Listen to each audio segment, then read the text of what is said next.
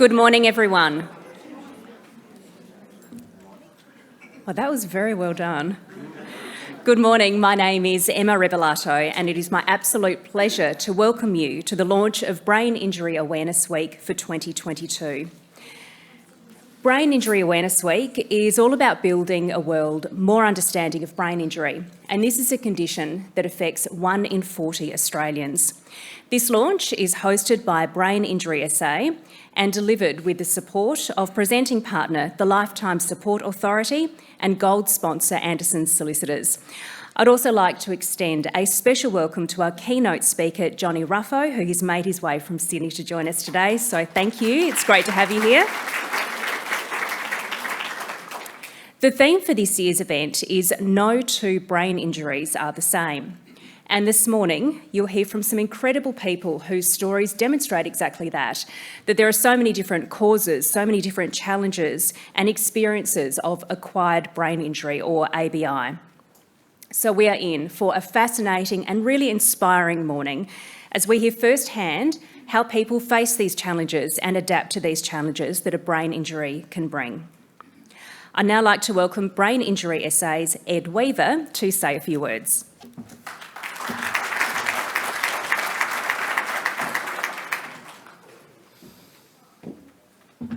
Thank you, Emma. I'd like to begin this morning by acknowledging that this land we meet on today is the traditional lands of the Kaurna people, and we respect their spiritual relationship with their country.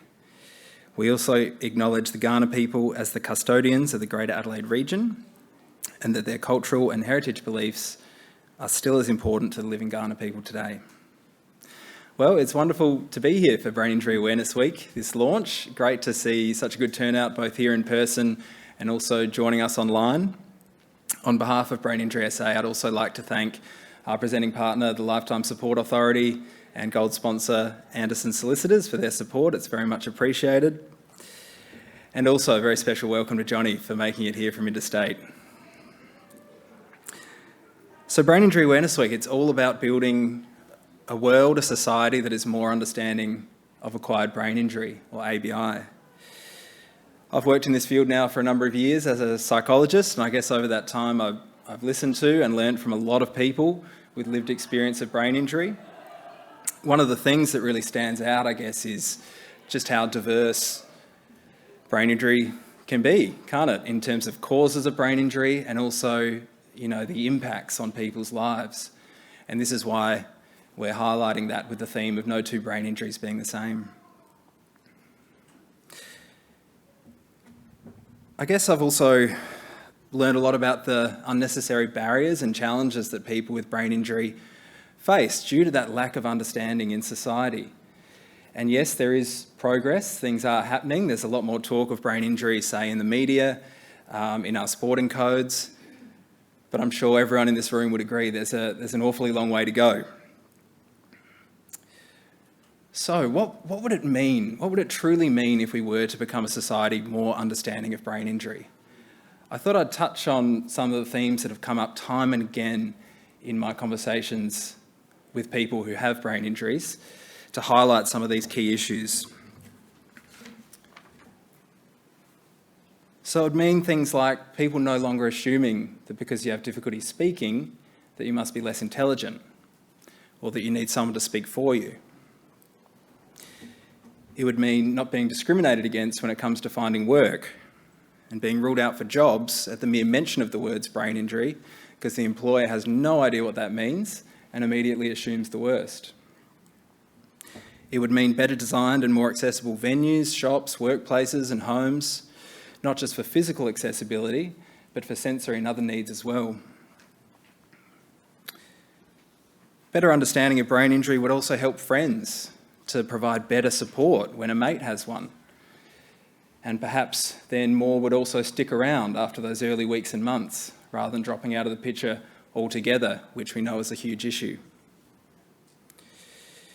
It would mean more support workers, and don't get me wrong, there are lots and lots of fantastic support workers out there, but it would mean more support workers understanding how to help someone with ABI without making them helpless, by doing things with them as much as possible rather than for them, so that they build independence. It would mean people that have significant behavioural issues due to, say, frontal lobe damage, that these people don't get just punishment for their behaviour, but the right tailored support strategies.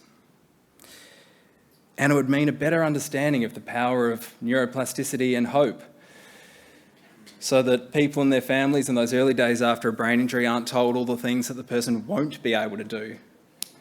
Seriously, if I had $1 for every time I've been there in a group and someone has said, yeah, my family were told I'd never walk again, I'd never talk again, and here they are in the room telling me this, possibly having walked into the hub that morning. If I had $1 for all those times, I'd be doing this address via Zoom from my, super yacht somewhere, because I would be a wealthy man. So a society more understanding of brain injury would mean all these sorts of things, and of course a lot more. At Brain Injury SA, our vision is for people to embrace life after brain injury. And this year actually marks our 30th anniversary. So we started all the way back in 1991 as the Brain Injury Network of SA, BINSA. And it was formed by a group of dedicated community members, because there was a real lack of specialist services there and a lack of specialist understanding of brain injury. People's needs were poorly understood. Dawn Brooks was the first executive officer, serving from 92 to 2008. An amazing stint, and there were lots of other dedicated people involved as well. Over the years, the organisation has grown and evolved, becoming Brain Injury SA in 2015. We've now got 3 hubs, here in the city, down south at Noarlunga, out north at Elizabeth, and we're continually adapting our service offerings to better meet the needs of the community. And there's a lot happening at BINSA, so I thought I'd just update you on a few of those things briefly now. Next month, we have the Be Well Plan for Family and Carers kicking off. This is a SAMRI design program. It's going to be run by our senior OT, Catherine Isles, all about helping people better understand and manage their own mental health as they undertake what we know can be extremely demanding caring roles. So that's a 5-week program, and it's kicking off at our central hub next month, then the southern hub in September, and then the northern hub in February next year. And that's been made possible through the support of LSA, who have also funded our Reconnect Transition program for the next 3 years, which is wonderful. That means 3 more years of group programs, 10-week group programs where people can come together, connect, learn from one another, share their experiences, improve their mental health. That's really brilliant. We've got an exciting new program too, also through LSA funding, called the Peer Support Program. This was developed by my psychologist colleague, Eliza Kavanagh, with some input from Health's Kate Dawes as well. Another really positive new program, because what it means is that mentors with brain injuries themselves are now going to be meeting with people with more recent injuries to provide that vital support, and they're going to be paid a decent hourly wage to do that. We're soon to have a physical presence at the REPAT, where we'll be able to work more closely with Health to enhance transition from hospital to community in the NDIS. CEO Liz Forsyth and the team have been working hard with Sophie Rowe, who's a very experienced positive behaviour support practitioner, and she's been providing consulting to us as we look to build the capacity of our own team to deliver PBS. And we have been taking a patient approach with that, because we know it's really important work. We have to get it right, but we're not too far away. We've been focused on regional outreach as well. So 2 of our senior staff, Merrin Ising and Jeanette O'Neill, have been making regular trips into the Riverland to work with local stakeholders there to make sure people get the support and equipment and NDIS plans they need. And also regionally, Eliza, who I mentioned before, has set up a group at Mount Gambier that are now meeting monthly at the library, over 10 people, and then people can tune into that group from right around regional SA. So a small but important step towards, I guess, reducing the isolation that people in the regions face. Finally, we're pleased to announce that we will soon be expanding our northern hub at Elizabeth. So taking over next door, this is going to mean a lot more space for physio and gym equipment. It's going to mean more space to hold groups, more space for staff, all to meet the significant demand in the northern suburbs. So as you can see, there's a bit going on at Brain Injury SA. We're very excited about the future. Please get in touch with us if you'd like to learn more about any of what I've just mentioned. We also have tables out in the foyer where Sheridan and Jolene will be happy to chat to you. But I'm also very excited to hear from Johnny, so I won't keep you any longer. But on behalf of Brain Injury SA, thank you very much for coming and have a very happy Brain Injury Awareness Week.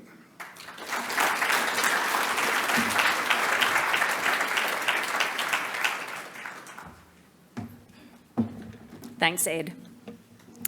Well, it is now time for our keynote speaker. He's a singer, actor, dancer, presenter. He's pretty much done it all, and he is loved by audiences right across Australia and overseas. Johnny Ruffo was a hugely popular finalist on The X Factor. He's released some incredible music. People loved him as his role as Chris Harrington in Home and Away, and his talent and popularity shone through when he won Dancing with the Stars in 2012. But 5 years ago, almost to the day, Johnny's life changed dramatically when he was diagnosed with brain cancer. Today he's here to share his story with you. It's a story that's already inspired so many people, and I'm sure it will have a similar impact on many of you here today and watching online as well.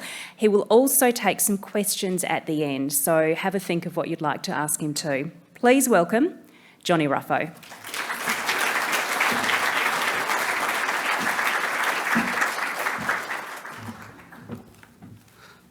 My speech here, in case I forget anything. My memory's not as good as it used to be.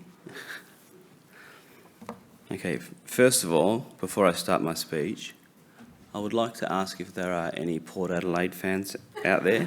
Yes. All right, I'm going to ask you to leave the room. I'm an Essendon fan.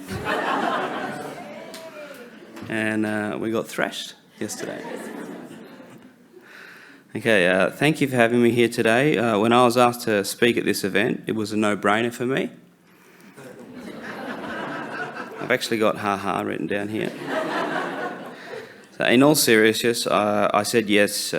I've been living with a brain injury for the past 5 years, and I will do whatever I can to help raise much-needed awareness. There are probably a lot of you out there who will tell you that I've woken up in some questionable situations. I have to say that the most unexpected place I ever thought I'd find myself was in the ICU at Royal Prince Alfred. In the ICU. Upon waking in an ICU bed, I was told that a team of surgeons and nurses had just spent nearly 10 hours cutting a tumour the size of a tennis ball out of my head. For months, I had been experiencing headaches that I thought were just that, headaches. Every doctor kept sending me away with Panadol scripts and endone, and telling me to avoid bright lights, getting more rest, and drink more water. But after one particular excruciating headache that had me on the couch at home, slurring my words to my girlfriend, and a whirlwind of 24 hours in the hospital, episodes of vomiting that left me on the verge of slipping into a coma, and a massive 10 hours in emergency brain surgery, I learnt that those headaches were actually a 7-centimetre brain tumour, which was putting a huge amount of pressure on my brain. If I hadn't made it to the hospital that day, the surgeon told me that there was a 100% chance if I had gone to sleep that night, I wouldn't have woken the next morning. So this is the very reason my girlfriend Tani is my guardian angel. She has been looking out for me for the past 5 years, and for that I will be forever grateful. All right, the paper's stuck together, wonderful. Waking up and learning that you have a brain tumour and have just undergone brain surgery is difficult to grasp, but trying to take that news in with an injured brain is even harder to comprehend. Aside from digesting that news, I was also stripped of so many of my basic motor skills, and trying to remaster the smallest of things feels like you're trying to climb Mount Everest. Those early days in hospital were really quite emotional. On the outside, I made jokes to cope, but on the inside, I was petrified, playing a loop of thoughts in my mind. You almost died. You could still die. You might have cancer. You may not have cancer. Everyone loves you. Nobody cares about you. You need to fight. You should just give up.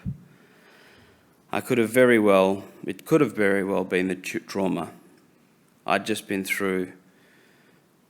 The fact that I still had 5% of a tumour pressing on my right frontal lobe, but managing my stir-fry of contradicting thoughts was exhausting. The most frustrating part was simply not knowing what my future would look like. At this point, I couldn't walk, or even bringing a cup to my mouth for a drink of water was nearly impossible. The realisation that my brain was suddenly not cooperating like it should was honestly frightening as hell. To ensure I was regaining my cognitive abilities after surgery, doctors and nurses were having me answer questions like, what year is it? What's your birthday? And what's your name? Without fail, I'd always answer 2017, 8th of March, and Johnny Ruffo. Then they'd prompt me, and what's the name you're admitted under?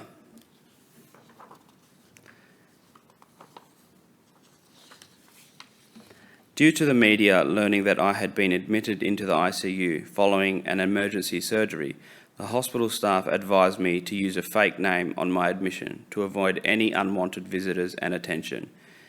Even in my weakened state, I still think I came up with some funny options.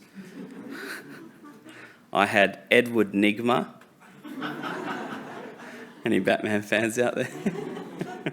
Max Power, Simpsons, and Matthew White. The third option was the most generic. For obvious reasons, the hospital went with Matthew White.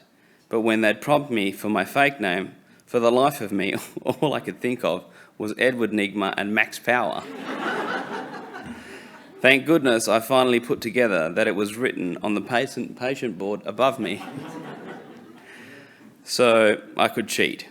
That proved I had some pretty good cognition, right? As the days went by, the cognition tests got slightly harder. Instead of asking me basic questions, they wanted me to recall a sequence and demonstrate my hand-eye coordination. For example, they'd take me to the kitchen and tell me 3 drink orders, and they'd have me make them. Customer A will have a black tea with 1 sugar. Customer B will have a tea with milk and no sugar. Customer C will have a white coffee with 2 sugars. Even before having my head cut open, I wouldn't have been able to do this. There's a reason I never worked in hospitality. I can't even remember all the lines to the songs that I've personally written. That's when you throw the mic out to the audience and say, sing it with me. The test got even harder. When they gave me a piece of paper with brain teasers, as my mind tried to unscramble words, identify animals like lions and tigers and bears. Oh my. Year 2 level maths problems. I couldn't believe how fatigued I felt from trying to think critically and recall information.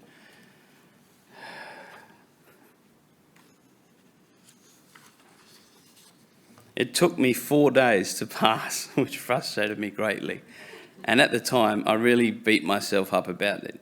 Eventually, I did pass, without cheating, and I moved on into the neurology ward from ICU, feeling a lot like Matt Damon in Good Will Hunting. On top of needing to prove that I could regain my cognition skills, I also needed to regain motor gross skills, such as walking. When doctors were going through my post-surgery recovery plan, they explained that my brain would need to practice communicating with my arms, my legs, and so on. Seeing as I could wiggle my toes and bend my knees, I never doubted that I would walk again. Still, this felt like a Herculean task. Every day, I was wheeled into a physical therapy unit where I would practice standing and eventually walking. To be honest, my rehab felt a lot like those field sobriety tests you see on shows like Cops. And just like a rum-drunk dude with a mullet, I was always convinced I'd nail walking in a straight line. This feat took me 3 days.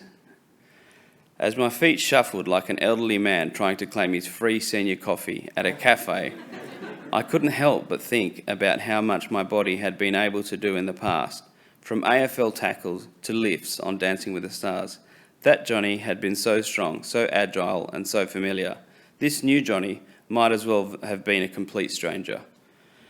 As overwhelming as it was to accept that I was trying to regain this gross motor skills that even a toddler has, I was deeply aware of how lucky I was that I even had the capacity to do it.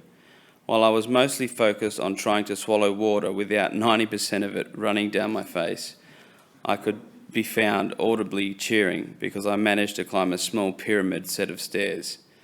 I knew that at some point I was going to learn my fate when the tumour results came back. Sadly, a few short weeks later, I learnt that my brain tumour was in fact malignant, and I was dealing with a stage 3 oligodendroglioma. Just so you know, it's taken me till today to learn how to say that word.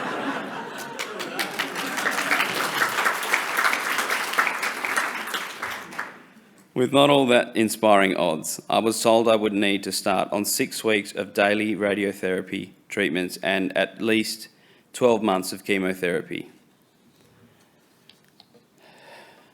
I was just processing life with a brain injury, and now I was about to add chemo brain on top of this. Chemo brain is the type of brain that makes you repeat stories. Chemo brain is the type of brain that makes you repeat stories. Put the kettle in the fridge, and sometimes forget basic things like how to command your fingers to tie your shoelaces, and God forbid, you try to remember the word you know. Chemo brain, when coupled with brain injury brain, is extra fun. A brain injury and/or chemo brain is hard to explain to someone that has never experienced it or dealt with it. What have we told you? Out. Well, that's where I was. There have been times when my brain injury has affected my everyday life. My career was built off my ability to learn long acting scripts, remember song lyrics, do live television crosses, and just be my usual witty self with quick one-liners. I remember one of the first radio interviews I did post-brain surgery, and I couldn't find the words I was looking for, and I felt the pressure of trying to force my brain to work faster like it used to. Over the last few years, I've gotten much better in preparing myself for those situations, and just doing my best at having fun with it and not beating myself up about it. I guess I'm not so self-conscious about it these days, and I'm far more forgiving towards myself.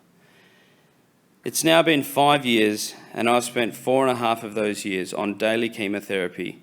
I've had 40 rounds of radiation, around 50 MRI scans, countless hospital admissions, and I'm currently still on intense treatment whilst living with 2 active brain tumours. I have good days and bad days. I think it's important to accept the highs and the lows.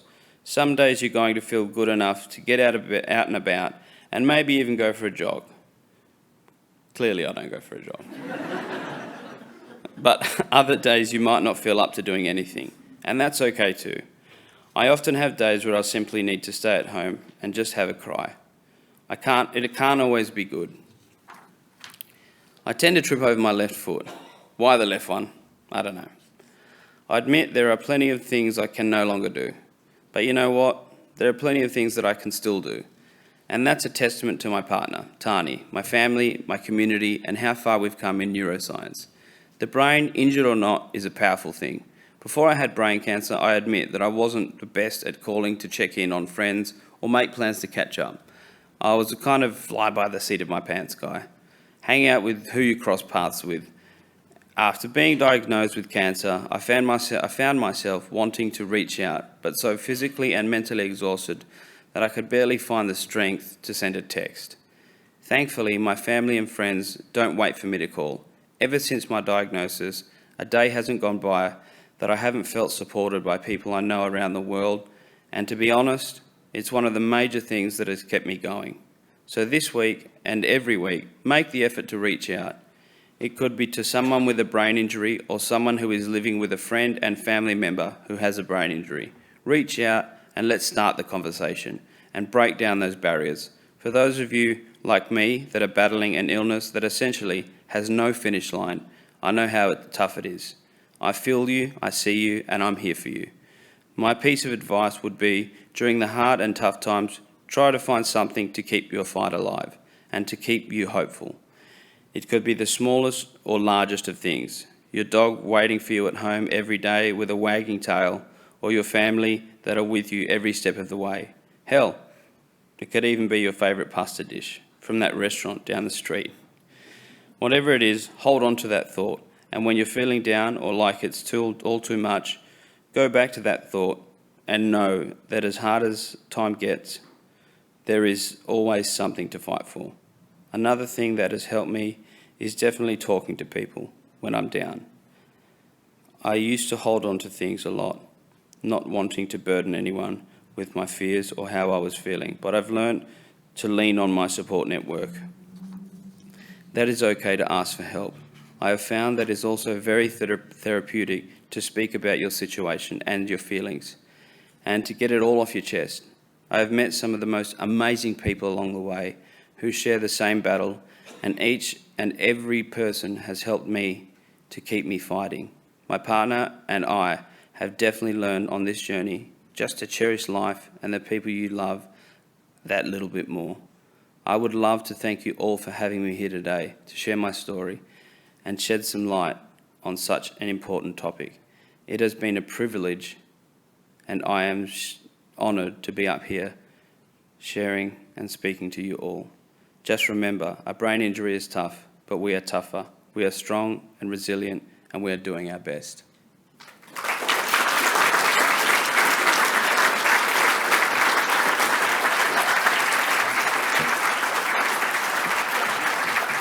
Johnny? Questions? We've got questions. So if anyone's got a question, Forgot. staff members have microphones, so just stick up your hand. Not all at once. Hi Johnny, thanks for coming today. I just would like to know, basically it's difficult for people generally to say to everyone around them that, yep, I've had a brain injury and this is me now. How hard was it for you being a celebrity to go public with that information? At first, it was somewhat difficult, but then I felt not responsible, but I felt as though I could help people, and I felt like helping people would also help myself. So I felt like I was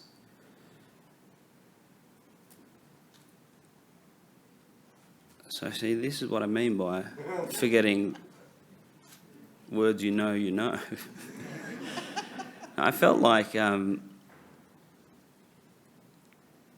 felt as though by speaking out about it, you could help other people, and that made me feel good.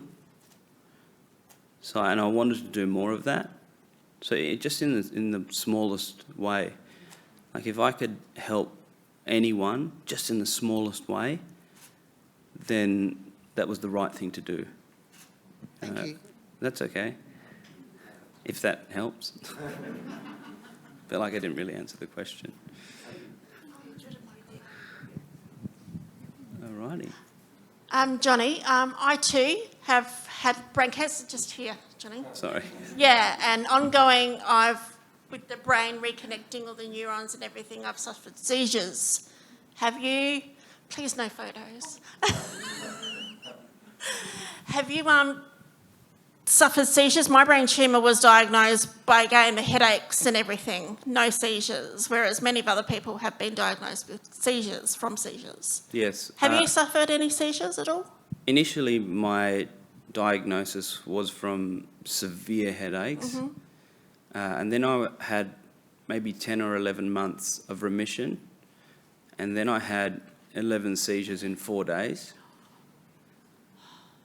which was fun, Not at all. right? On my girlfriend's birthday, Oh, no. which was horrendous for her.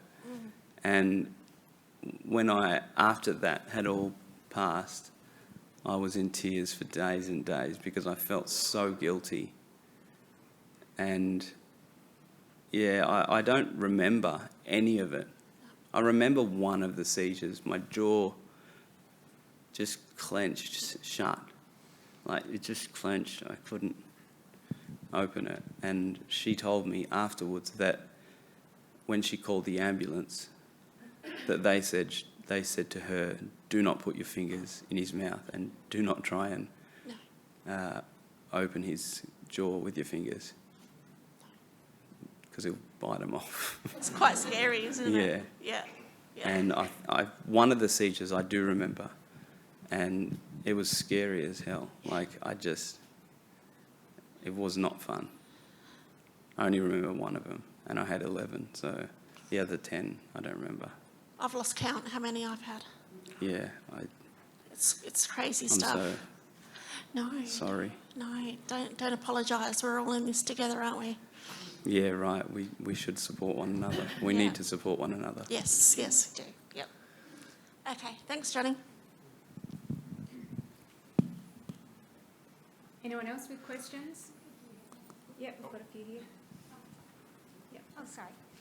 Sorry, do you have any web addresses or anything that help empower you with the brain injury that you, like, do you have your own web address? Sorry, I'm just slow.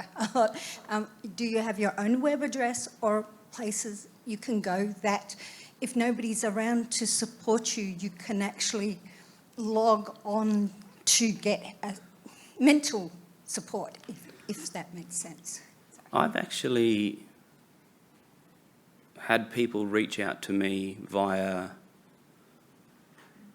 random social media sites, being Instagram, and I've made connections through that, and I've made friends through that, where I've had regular phone calls with people and of all different ages. You know, there was one young guy who actually performed. I had a concert in Melbourne, and this young boy performed before me, and he reached out to me and said, I supported you once in Melbourne, and I now have the same cancer that you do.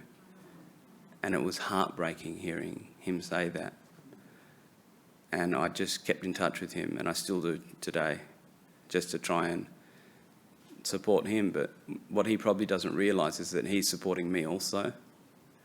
And another guy who's 54, I think, I keep in touch with also, who's based in Brisbane, and we speak often, and he was in remission for 15 years, and his cancer came back, and I was heartbroken by that, because I was in remission for 10 months, and that, for me, I was ecstatic by that. I was like, I'm in remission. And just imagine being in remission for 15 years, and then it coming back. And it was just hearing that, I was like, I can't even imagine. So these are things that have helped me, like listening to other people's stories and connecting on a level that you understand. That's one way that I've been able to comprehend and understand other people, is just hearing their stories. There haven't been any particular websites or anything. I do see a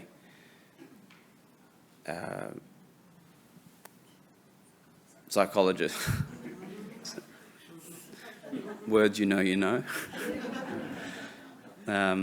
I do see a psychologist on a regular basis just to help me get things off of my chest and to try and understand why I feel certain ways. But yeah, there's no particular website or anything that I go to help me understand. So your social media profile is at Max Power? No, it's actually Edward Nigma. Yep, and we've got a question just over there. Hello, I'm Amy. I had a stroke 2.5 years ago, so I have a brain injury as well. Some of the things I know time helps a lot, but some of the things I still battle with are adjustment to the new life and feeling bitter about losing all the things I used to be able to do. And I guess it's acceptance. So I'm able to do quite a lot now. Every year I do a lot more than the year before. But, there's still so many things I used to be able to do, as probably yourself, a lot more than what I used to do. But I guess you're starting to touch on it then. How do you deal with the bitterness and, knowing what you used to be able to do versus what you do now? I'm still probably in the position that you're in, where I'm still finding ways to deal with that, because I used to do so much. I used to play football, as in AFL football, not soccer. I used to be so athletic. I can't do any of that anymore. I can hardly walk straight. Not drunk walk straight, but I almost nearly tripped off the stage here. But yeah, I constantly trip over my left foot. And my oncologist seems to think that that's because my tumour was in my right frontal lobe, and that controls the left side of my body. So I still struggle with that, and it frustrates the hell out of me. It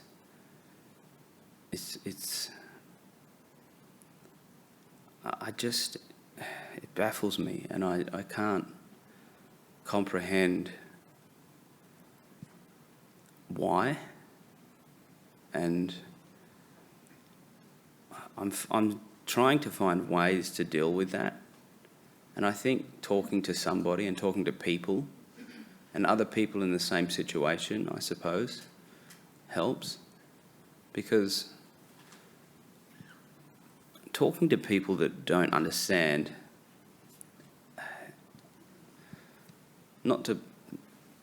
sorry to anyone that doesn't understand, but I think, it's really not easy. And I don't understand myself, but it's hard, it's really hard. And no matter how much physical or physiotherapy you do, it's really difficult to get back to that place you used to be, because the brain is such a powerful tool. It's like the computer of your body. And having that send messages to your body and having that damaged,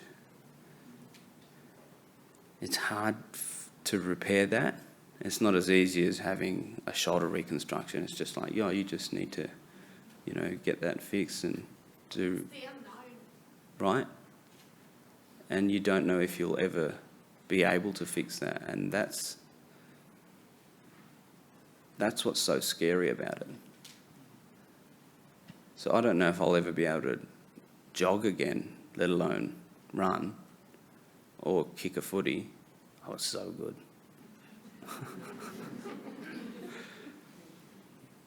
Yeah, it's scary. It really is. So, but I'm happy to chat afterwards. More than happy to.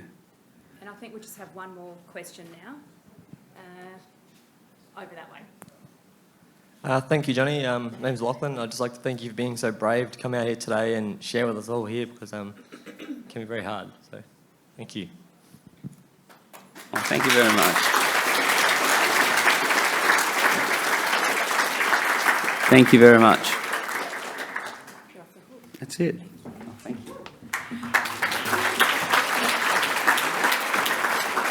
Well, I think that was just summed up perfectly. Thank you for your honesty and for your courage, and you have no doubt empowered people. So thank you for coming all the way here from Sydney today, and all the very best for the future. I'd now like to welcome Suzanne Pinion, partner of Anderson's Solicitors, to the stage.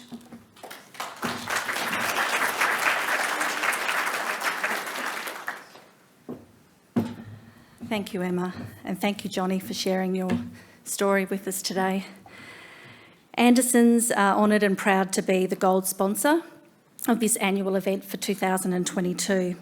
We look forward to continuing our involvement with Brain Injury SA and supporting them in their important role of providing support to people in our community living with brain injury and their families.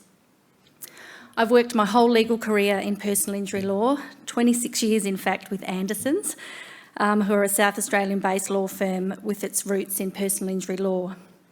Over the years, I have assisted many people living with acquired brain injury and their families with compensation claims, and can very much relate to this year's theme that no two brain injuries are the same.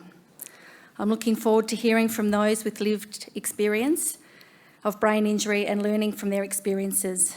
Every year at this event, I'm amazed and moved by their stories and of their strength and resilience when faced with the challenges of living with a brain injury. Last week, we launched a new brand for our firm, and I believe we're going to play a very short TV commercial for you today. At Anderson's Solicitors, we have a brand new look. But behind it, we're still the same faces. The same approachable, client-focused team committed to helping find the right solution for you. With locations across the state, whether you need help with family law, commercial law, wills and estates, or personal injury claims, talk to Anderson's today. Visit andersons.com.au. Well, now the time has come for what is always a highlight of the event, although we had some competition with Johnny Ruffo's keynote speech. Conversations with people with lived experience of brain injury. We have 3 panellists today. First up, we have Graham Cannell. Please make him welcome to the stage. So as he takes his seat, a bit about Graham. Sit down, that's fine. He acquired his brain injury in November 2020, so we'll talk about how that happened shortly. But as a result, he has expressive aphasia. So that means even though he knows exactly what he wants to say and how to say it, he has trouble saying those words and constructing those sentences. His cognition and memory are completely fine, and he completely understands everything that we have to say as well. Graham is from the UK, but now calls Australia home, along with his wife, Jo, and their 2 young children, Emma and Marcus. Now, I might come sit next to you if that's all right with everyone.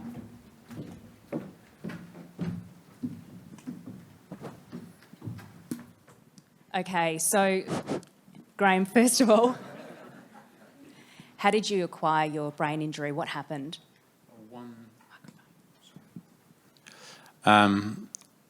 2 years ago. It's a stroke, it's a PFO, it's a heart defect, and it's a fit, well, and stroke. Oh, gone. It's a tube, it's a metal tube, and fixed, fine, but stroke, and only physical abilities hard. That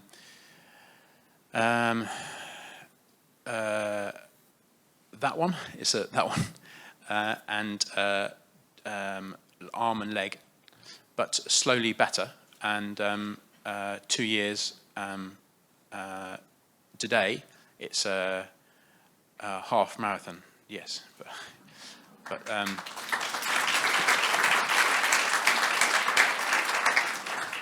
but physically, I can't speak, sorry, but words and sentences really hard.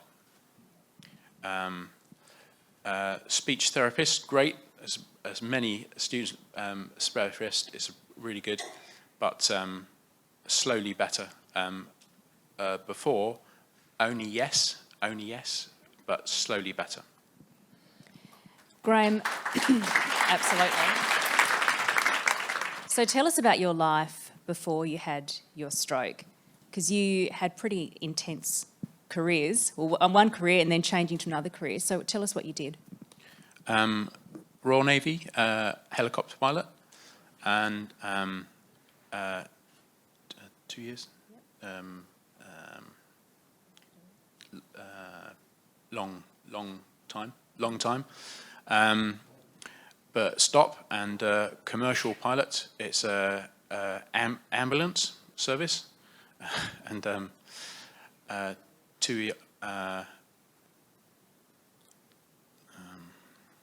12 years ambulance service, and board and as a Royal Navy grid, but a commercial pilot, boring. Sorry. And it's a solicitor. Yep. So you went from being in the Navy, working as a commercial pilot, and you worked for MedStar, the equivalent MedStar in the UK, and then you ditched that and studied law, and you were working for a law firm at the time of your stroke. So when you had your stroke as well, a bit of an unusual situation for you. Tell us about how you managed to get to hospital, because your wife was there with you, wasn't she? And she's an emergency doctor as well. So what happened? It's a helicopter, and it's a pilot. Oh, great! It's the same. It's a helicopter and a me helicopter. Great. So you were in the Sorry. back of the helicopter that you used to pilot, Yeah. pretty much. And sorry. Did you give them tips afterwards about how to be better? Yes. So your life obviously is dramatically different now, not only because of what happened, but of where you live too. What made you and your wife decide to move to Australia? Dual citizenship, and Joe is a doctor, and dual citizenship, and came over, and kids, 2 kids, and homemaker, because no work, but as children is playing, it's good, but toddlers. So you've gone from one very intense career to pretty much another intense life at home now with the toddlers. How do you deal with that change? Because, you know, we've obviously heard a lot about trying to come to terms with how things are different. So how do you come to terms with it? It's really hard, because homemaker, and sad, really sad, and angry, me angry, and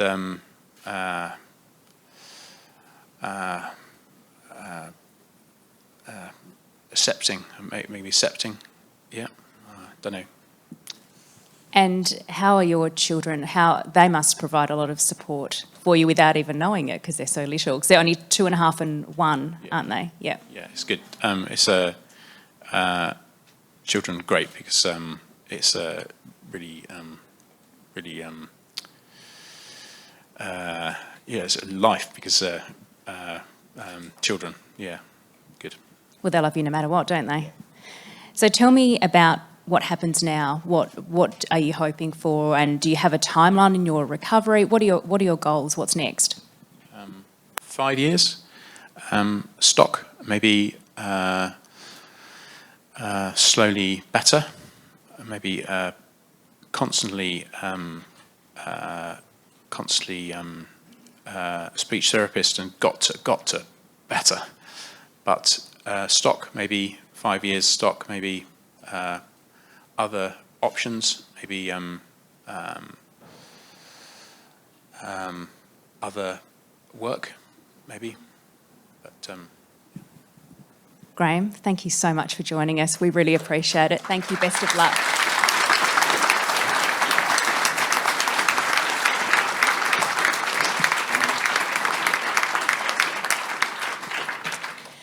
So our next guest is Lauren Spear, and Lauren was working as a special education teacher at a school for children with autism in 2018 when her life changed.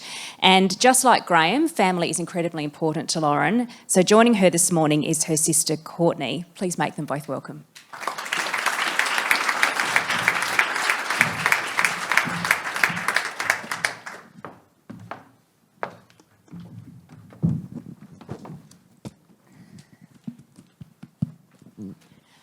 Okay, so Lauren, tell us about your brain injury and how it happened. So I was working as a special education teacher at an autism-specific school here in South Australia, and in 2018 I was teaching a young reception students at the time, and on a lunchtime playground yard duty, one of my students was stuck on top of a piece of playground equipment, a big climb framing dome.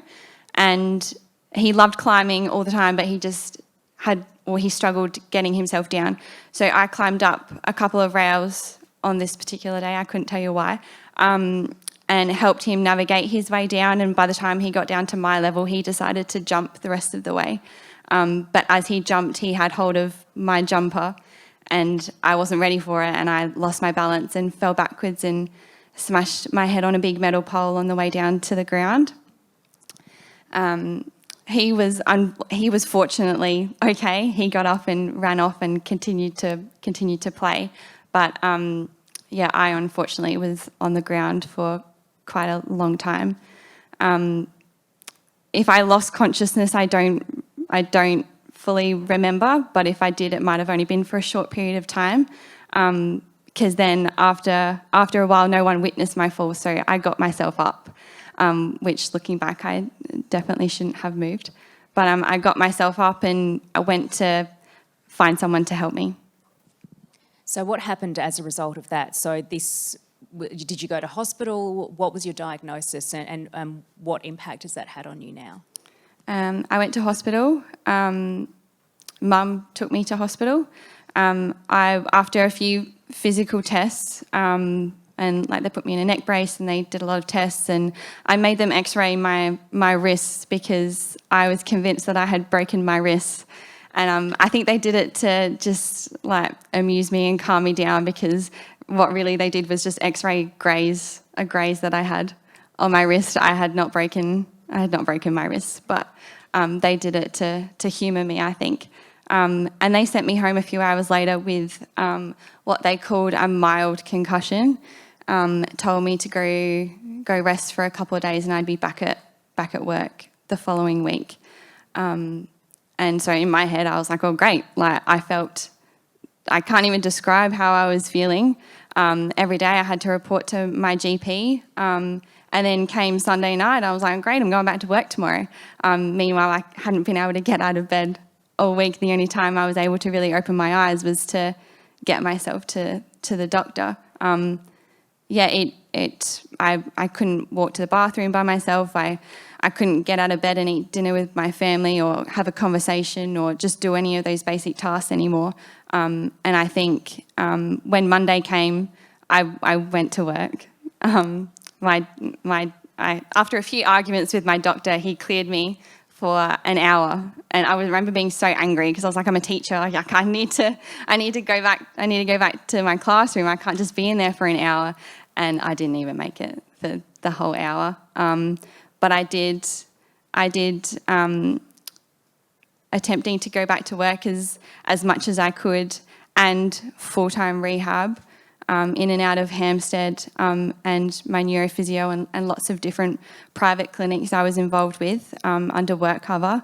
I was doing that full-time and not giving up my job for the first year after my accident. And to be honest, that first year I can't remember. So what are some of the things now? So this is 4 years on. What are some of the things now that affect you? Fatigue is a big one. Just thinking back to like my teaching role, being at work, I was at work at 7 o'clock in the morning and I wouldn't leave till 5 p.m. and you'd take homework as a teacher as well. School holidays are not a thing. I go to work in my school holidays. And it was just looking back and I questioned myself and asked myself a lot if I could go back to my teaching career. And if I can't get through a 2-hour or 4-hour shift during the day of volunteering or mentoring, how am I going to go back to almost a 10, 11-hour work day?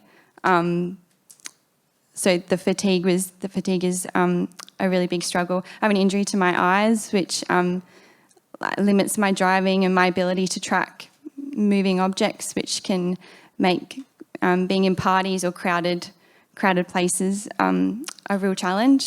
And have a neck injury as well, which makes things difficult.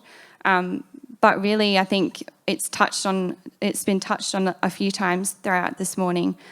It was that going through that process of acceptance that was a real challenge, a real big challenge for me, and still is today.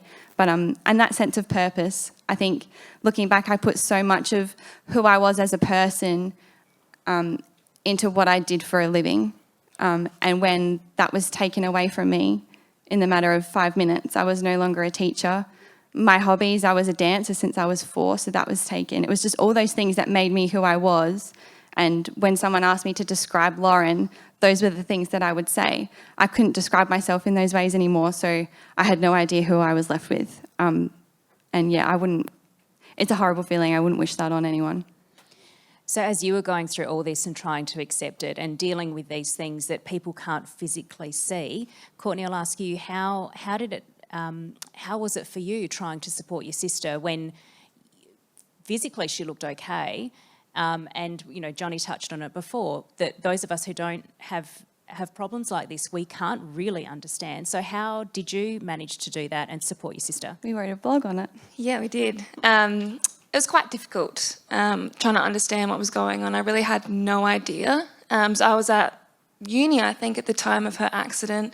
I got home, she was just in bed. Mum said she hurt her head, she's just resting, she'll be fine. I was like, okay, cool. So she was in labour in a dark room, she kind of has a headache, turn all the lights off, just don't disturb her. And that kind of went on for weeks, and then I started to get confused and started to get concerned, and it probably wasn't until I took her to one of her rehab sessions. And Laura and I used to go to the gym together, so we did our 45. It's quite high intense. And then I took her... I kicked her ass. You wish. I took her to this rehab session, and I think she's had to walk on this treadmill they wanted to see, monitor her heart rate, all sorts of things. And she came out bawling her eyes out. And I was so confused. And she said, I can't do it anymore. I said, what do you mean? She said, I walked for 1 minute, I'm out of breath, I'm dizzy. She was so upset, and I felt so helpless. I couldn't do anything. I think that's probably the hardest. As much as I want to understand, as much as I want to fix her problems, I can't. So we did a lot of things together growing up. We did dancing together, we would go out together, we had the same kind of circle of friends, we're very close. And it was just finding ways to do those things in another way. So we don't go to the movies together because the screen's too big, so we'll sit at home, in bed, in the dark, and we'll put on a movie in the background. So it was just finding other ways to support her. And when she has a bad day or she's upset and, wants to be left alone, I give her space, but eventually or if she's sad or she needs to sleep, I'll just go sleep next to her. Or you'll yell at me and tell me to go in my room. Yeah, that's when you're being annoying, okay? You can just tell when her brain's overloaded, and instead of being nice, she's just going to vent. So I'm like, just go away. Just go in your room, sit down, take a minute, go do meditation, and then come back out. And it works every time. So I guess being a sister, I can tell her to go away. But yeah, it's just about adapting and really having to change what we did together so we can still have our relationship and still do things that make us happy, because we pretty much did everything together, so yeah. So it's one thing for your sister to be able to understand and accept and support and change the way she supports you. How about your friends or colleagues? How do you go dealing with this invisible disability? It was very difficult. I tried at the beginning to overcompensate and overshare, and it almost got to the stage where I felt like I was justifying myself. And really, it's not only like an educational journey for the people around me. It's also I'm learning as well. I had no idea about brain injury before, I had to live it. So I'm constantly learning and constantly trying to figure out and understand, and then I will share it with my family and friends. And I've been lucky. My close group of friends have been amazing, and they've stuck around. But yeah, there are a few people. I think going through a traumatic experience like this, or any sort of life-changing experience, it really shows you who your true friends are and who are going to be there. And what the last 4 years has shown me, has definitely shown me that. But I look back and look at the people that I'm left with and I'm surrounded with, and I wouldn't want it any other way. And one of my best friends, if I told her something new that she didn't understand, before we caught up, she would Google it. So she would come into our catch up or our conversation with some background knowledge, she had never heard of occipital neuralgia, for say, which is the pain that I get in my head. So she would Google it. So she'd come in with some sort of background knowledge and be able to talk to me about it. And it was just something as simple as spending 5 minutes on her phone before she came to see me. And it was just little things like that. But yeah, no, you do find out pretty quickly who your true friends are. And I'm grateful for those people. Tell us about some of the ways that really helped you move forward and accept. Tell us about the Orange Butterfly and how that started for you. Yeah. Well, one thing that really helped me is finding that sense of purpose again, whether it was volunteering and starting up some mentoring and meeting other people, like we have said earlier this morning. But journaling was a big one for me. My neurophysio encouraged me to journal, even if it was just 1 or 2 dot points every day. And I'm really glad I did that, because it did show me, going back, you forget things. It's really hard it's really hard to kind of notice when you're living your progress. So journaling really helped me with that. And I think it was a year. It was a year after my fall. I had finally let work go, and I was constantly focusing on my rehab.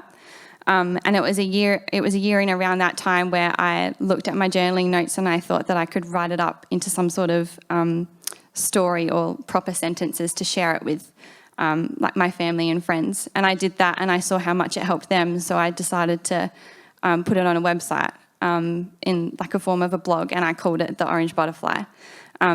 And so I think I went live with maybe 4 blog entries about my story and rehab, and then where I was and what I was going to continue doing with the Orange Butterfly.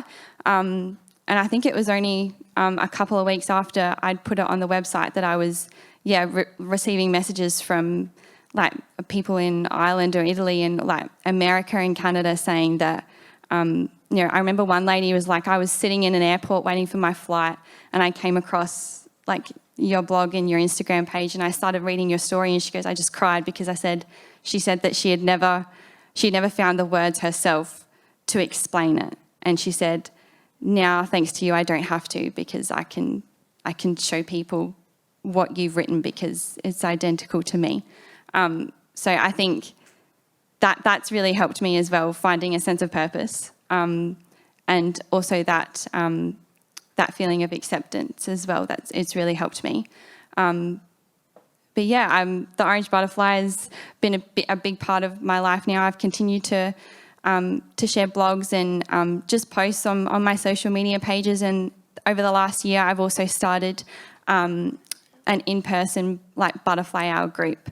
So once a month, a lot of people that are here today come out. But once a month we meet in the botanical gardens it's called Butterfly Hour, but we're usually there for 3 hours. But it's, we come together in nature because we do know that nature has a very big positive impact on the brain and our brain health and our well-being. It's about that feeling of social isolation is so big after a brain injury. So it was supporting people to feel like they have something that they could put in their diary or calendar once a month that they could depend on and come out to. And it's also about bringing, the brain injury world and that educational space to the wider community. So we have a lot of people that come out through my family, friends, and word of mouth that don't necessarily live with brain injury or disability, but they're coming out and wanting to be involved. So we kind of, that whole notion of bringing two worlds together as one is a really big part of the work that I'm doing now. Because it's all well and good to have these sorts of conversations with people in the brain injury and disability space, but nothing is going to change until we can have those sorts of conversations with people that are empowered to create change and in the non-disabled community. So, I'm just going to go back a little bit now as well.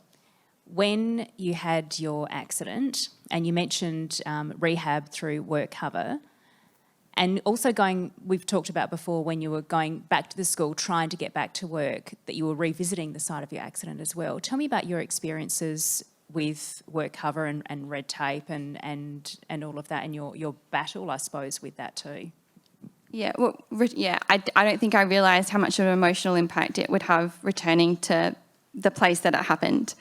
I would avoid the playground area, but I think after a year of doing that, and it was like someone was pulling a rope and I was kind of holding on, like struggling, and I knew that I was going to have to be the one to let go of the rope because everyone around me was telling me, but I was like tunnel vision. No one was going to make me let go of that rope, and unfortunately, it was me ending up back in hospital that made me let go of that rope. Which, looking back, I think that was just a journey that I had to go through myself. What was the question? Work cover. Yeah, I think I'm the poster girl for people that fall through the cracks. And unfortunately, I think there are so many people that fall through the cracks of not only the work cover system, but other government systems that, are put in place to support people. But unfortunately, if you don't tick the right specific boxes, you don't get that support. And I've met a few people in kind of in the same boat as me. But yeah, it was more heartbreaking than probably anything else that I had to go through. Constantly feeling like you had to fight to be seen. Fight to be heard, and feeling like you had to justify yourself whilst people were constantly pushing you down. That had been my personal experience. And I think that just kind of goes back to that whole invisible injury, invisible disability. When people can't see something, it's really hard for them to understand or find a category that you fit in. And unfortunately, I kind of float around in a few categories, and they can't put me in a box. So down the crack you go, unfortunately. Tell us what's next for you. Where do you see your future going now? I'm doing a lot of, I love the mentoring role that I do with Brain Injury SA, so I hope to continue with that. I'm a disability inclusion trainer with Purple Orange, a disability advocacy organisation. So we go out to different workplaces and organisations across South Australia, and I run a 3-hour training on how they can be more inclusive of people with disabilities in the workplace, and that's really awesome. With the help of my family and my dad, and with his experience with non-for-profit organisations, I'm currently in the process of turning the Orange Butterfly into a non-for-profit organisation so I can further support people with a brain injury. Amazing. Thank you to you both. Please thank Lauren and her sister Courtney.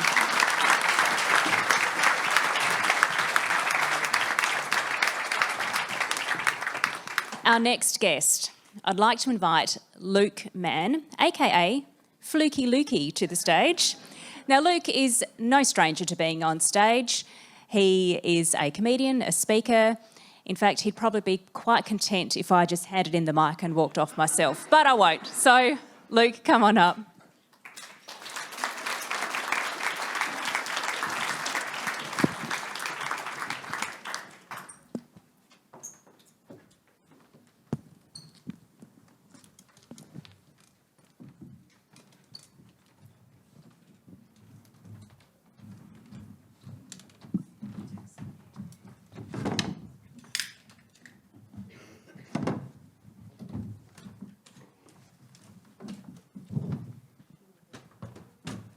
Welcome.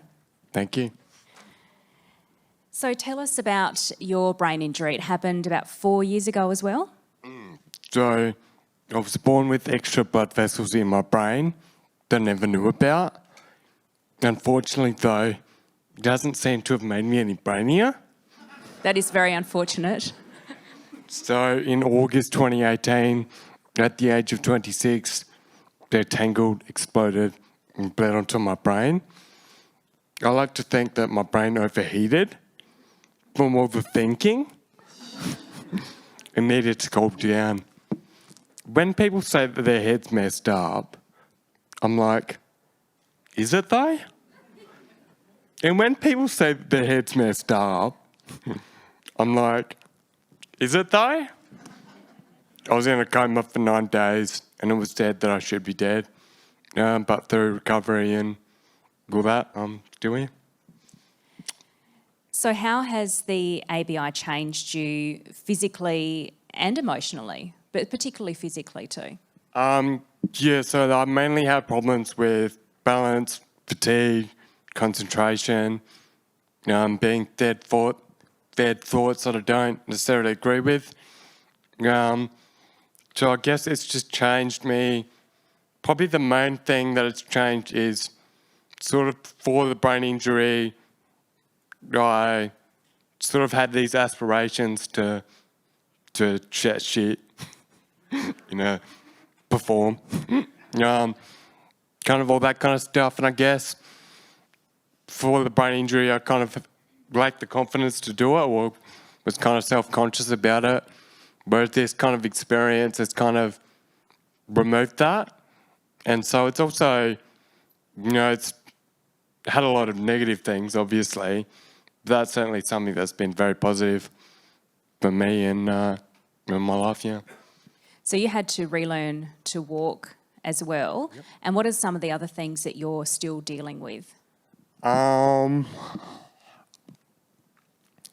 Just probably like organisation. Like organising my life is another big thing. Like quite often because I'll sort of make plans and like forget about them. So like, my mum and dad can definitely attest to this. They'll be like I'll say, oh yeah, just gonna do this on this day. And they're like, but aren't you doing that? Something else at the same time? I'm like, oh yeah, that's right. So yeah, that's probably a big one. And just, I guess, sort of learning to maintain my own life and my own sort of health and well-being and presentation and all that kind of stuff. What's been the hardest thing to adjust to with your new life? Sorry to bang on like a broken record, but probably acceptance. Because I guess like you wear a certain way. To quote Lauren, who was just on stage, she refers to her current self as Lauren 1.0 and her current self Lauren 2.0. And that's something I definitely relate to. And it's like, sure, they're different people, and you can be like, oh, this version can't do this, but this version can do this, whereas that version couldn't. So I guess it's just learning to accept what I can do and focus on that rather than what I can't do. We've heard from a few people about what they were like before and some of the things that have changed in them. Like Johnny was talking about, now he really wants to connect with people around him. Lauren's talked about finding a different purpose. You've obviously found a new courage to stand up on stage and to do the things that you wanted to do but were too scared to do. What other things have you learnt about yourself that you think are different, that you never quite knew were there? Probably connecting with people as well, like, because I feel like my injury or my recovery, it kind of goes beyond just me. Like, if I give up or don't keep doing it, like, that's insulting to a lot of other people who, look to me for, you know, kind of a positive thing in their own life, you know what I mean? And I have a support worker I was talking to him the other day about it, and he said he has a friend that's studying to be a doctor, and he was thinking about giving up, and he said to him, like that would be insulting to everyone that's invested in you. And that's how I feel like my friends and family have invested so much in me. That's like, if I give up, that's not fair to them. You know what I mean? So you think you found a newfound determination? You weren't this determined before? Yeah, and pardon me, but I'm going to quote Lauren again. That's okay. She said, thank you, brain injury, for showing me strength that I never knew I had. And that's something I definitely relate to. And it's like, if this hadn't have happened, I wouldn't have pushed myself and learnt about, you know, what I was capable of doing. And I have another friend that has a brain injury, and she said, you were given this life because you're strong enough to live it. And, you know, that's something I definitely relate to. And it's like, if the universe thought that I wouldn't be able to deal with this, they wouldn't have done it. You know what I mean? You must have your dark days as well. So is that what how you keep going? You think about all the family and friends around you? Yeah, well, with my fatigue problems, I also have trouble sleeping. So at night, when I can't sleep, what I do is like think about all the positive things that have happened because of my brain injury. And I guess, and also like, for example, when I'm doing therapy, like a physio or something, and I'm obviously not enjoying it at the time, I kind of think about, you know, that this is going to pay off at some point in the future. Do you know what I mean? So that keeps me going. And also, you know, with my brain injury, I can't work like a conventional job. So I kind of think of like my recovery as my job. And like I don't have a choice, like I have to do it rather than, you know, I want to do this kind of thing. So you've talked about how this positive spin-off in that you found courage to do stand up and to do shows and speak. Tell us about, it's also had positive benefits on people around you. Tell us about the girl you were seeing at the time and how she's changed as well. Yeah, well, definitely rang true what Johnny said about his guardian angel. I was seeing her at the time. She called an ambulance for me. She was with me. And so she's back in England now studying to be an occupational therapist because of what she saw in my recovery. And I actually, she's back in England, so I FaceTime with her the other day because my brain anniversary is on the 11th. So my timing was impeccable, really. So yeah, that's another person I kind of label it my support base, like all the people, family and friends that help me. And yeah, it's something I'm definitely very grateful for. So what's next? What's next for you? How do you see your future? Well, at the moment, I do a Fringe show every year in February and March. Do a 5-minute spot at the Crown and Anchor, stand-up comedy, every couple of months. And I actually, sorry, I'm just sound like I'm plugging you. Yes, you do. May as well. I got interviewed for a documentary about the Adelaide comedy scene that is airing on Channel 31. Did I say that right? Channel 41? 44. They're like, yeah, that one, sure. Channel 44 in Adelaide next month. So, yeah, if me chatting shit here wasn't too much for you, if you can withstand some more. And what about helping others and possibly going into that space? You've talked about that before as well. Well, I feel like because with my shows, I'll do like 6 minutes of stand-up comedy, motivational speaking, and spoken word poetry. So I was talking to a support worker about potentially going into like the counselling psychology sphere, and she said, well, you kind of do that with the motivational speaking in your show. I guess I'm not directly talking to people, trying to help them, but I guess in a way they can take what's relevant to them from it, and hopefully that will help them in their lives.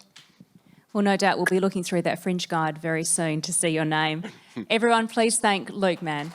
Oh, we've got a question. Hold on a minute. That's right, he just asked. Okay, Johnny's got a question. Where can I get one of those shirts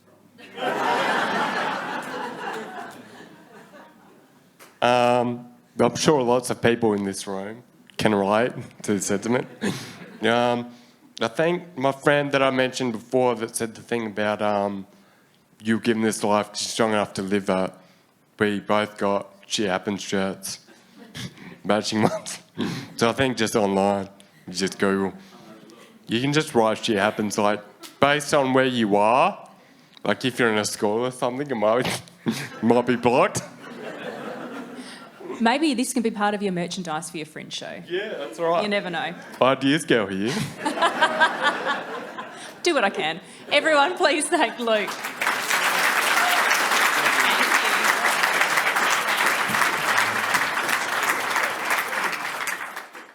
Once again, I would just like to thank Luke, Lauren, her sister Courtney, and also Graham. Well, we are extremely grateful for the support of the Lifetime Support Authority as our presenting partner, and I'd like to welcome to the stage Kylie Smith, Director Services from the Lifetime Support Authority, to present Brain Injury SA's Embrace Life After Brain Injury Award.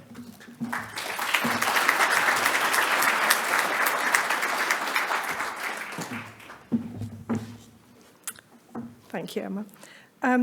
The Lifetime Support Authority delivers the South Australian Government's Lifetime Support Scheme. We plan and fund person-centred treatment, care and support services for people who've been seriously injured in motor vehicle accidents in South Australia, regardless of fault. Around 70% of participants in the scheme have traumatic brain injuries as a result of their motor vehicle accident. We work closely with scheme participants to coordinate treatment, care and support services to make a positive difference to their recovery and independence. Today, at the launch of the Brain Injury Awareness Week, I have the honour of announcing the winner of the 2022 Embrace Life After Brain Injury Award. There were some impressive nominations for this year's Embrace Life After Brain Injury Award. The stories and the achievements of those nominated were remarkable, which made the final selection a really difficult task. The winner of the Embrace Life After Brain Injury Award is a person who has demonstrated enormous courage, strength and resilience. Following the diagnosis of a brain tumour, this person underwent multiple brain surgeries, which put many areas of her life on hold, including her education. Showing great determination, she has focused on rebuilding her capacity and setting goals for herself, which she continues to achieve. She has recently re-engaged with her education through an adult learning facility with the goal of completing her SACE certificate. To decrease her social isolation, she became involved with All Abilities Dance, where she is in the POMS cheer squad. She has been selected to go to Queensland to be part of competitions in November. This person was nominated by her mother and a staff member at Carers SA because she is also a young carer for her mother.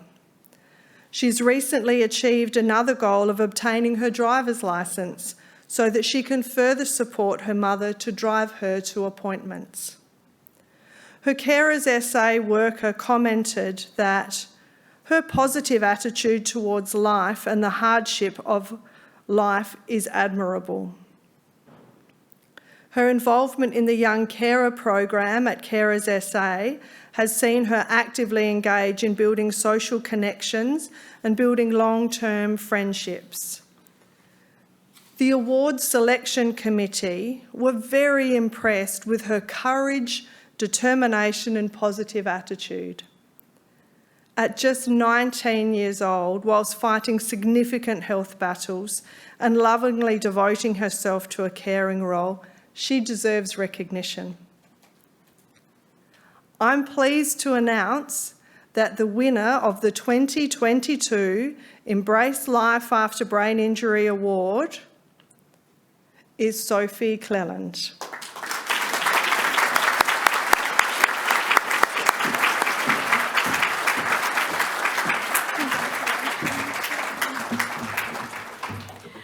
I'm very thankful for this award, especially for my parents who have been by my side the entire time.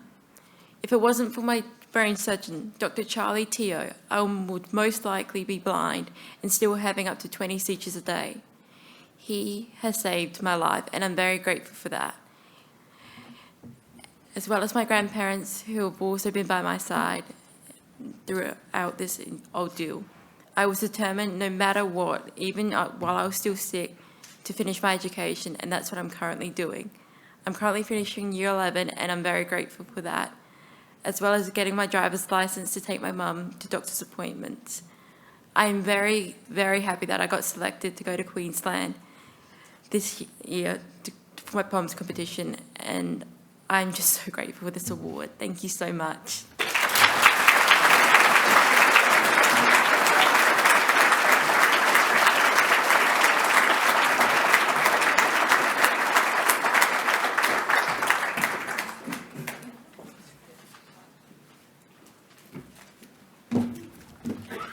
A huge congratulations to Sophie.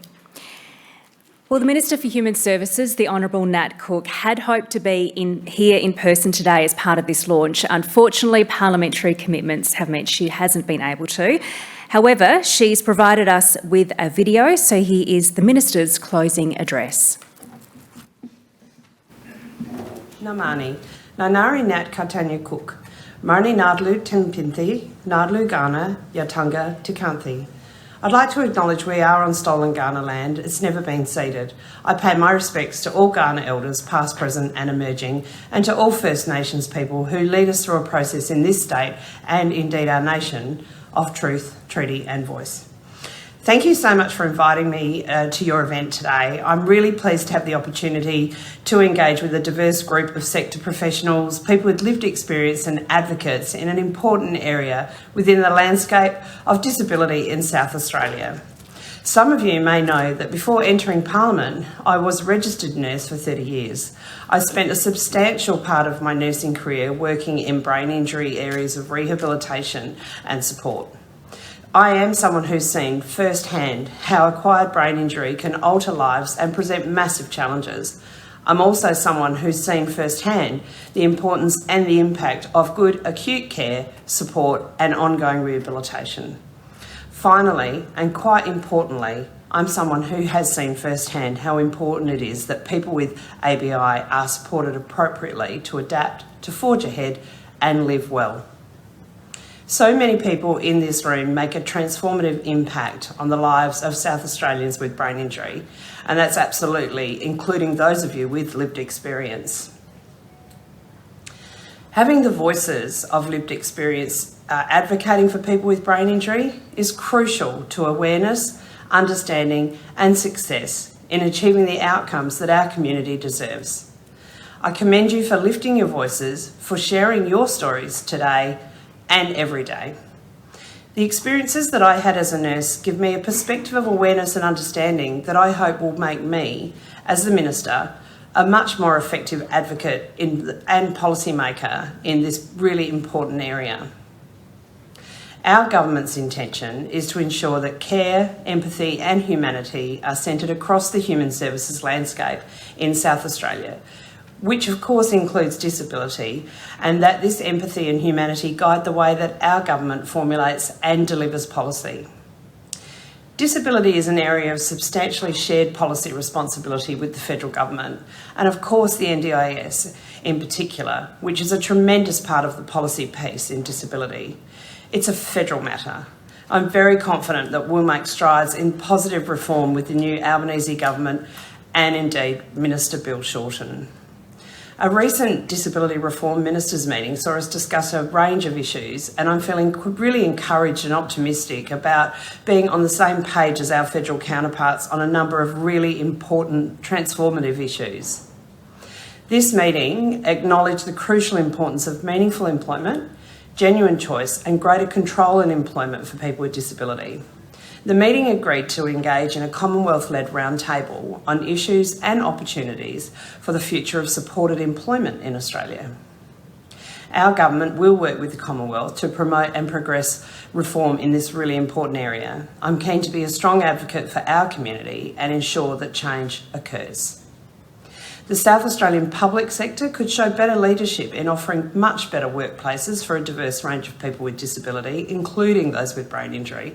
And it's among my ambitions as a Minister to work towards making and ensuring that that happens.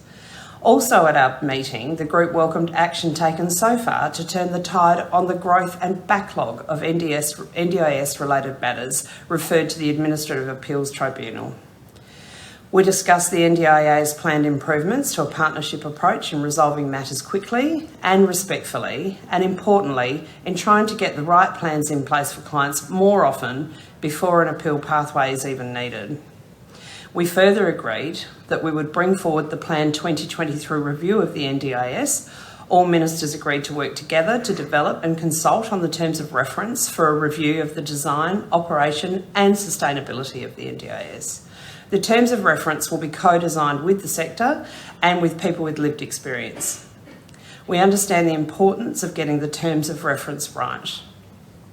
As the Minister, and earlier as the Shadow Minister, I've loved seeing the incredible work of organisations who support people with disability, particularly in the area of employment. There are organisations doing amazing things in this space. It inspires me to see the ways in which best practice can be improved and applied. That's why advocacy of people in this room, from people with lived experience and from the sector, is so important. I need to hear from you. We all need to hear from you about how we can all do better as a government, as a business landscape, as a community. My door is always open to those who want to share views with me. Thank you so much for welcoming me here and for all that you do every day in your own lives and professions to improve outcomes and support for people with brain injury. Thank you to the Minister. Well, that brings us to the end of this launch of Brain Injury Awareness Week for 2022. We hope you all enjoyed it. A huge thank you to our keynote speaker, Johnny Ruffo, and to our panellists, to Graham, Lauren, her sister Courtney, and to Luke. Thank you to the Minister for Human Services, the Honourable Nat Cook, our presenting partner, the Lifetime Support Authority, and gold sponsor, Anderson Solicitors. And congratulations once again to Sophie. Thank you to everyone who was involved in this event. On a personal note, I would like to say thank you for having me once again. It has been an absolute privilege and an honour to be here and to hear all these stories and share these experiences. And finally, a very important thank you to all of you here, our audiences here and those online. Through all of us working together, we can build a world more understanding of brain injury. Enjoy the rest of your day. For those of you here, please stay and enjoy morning tea. And for all of you, have a fantastic Brain Injury Awareness Week. Thank you.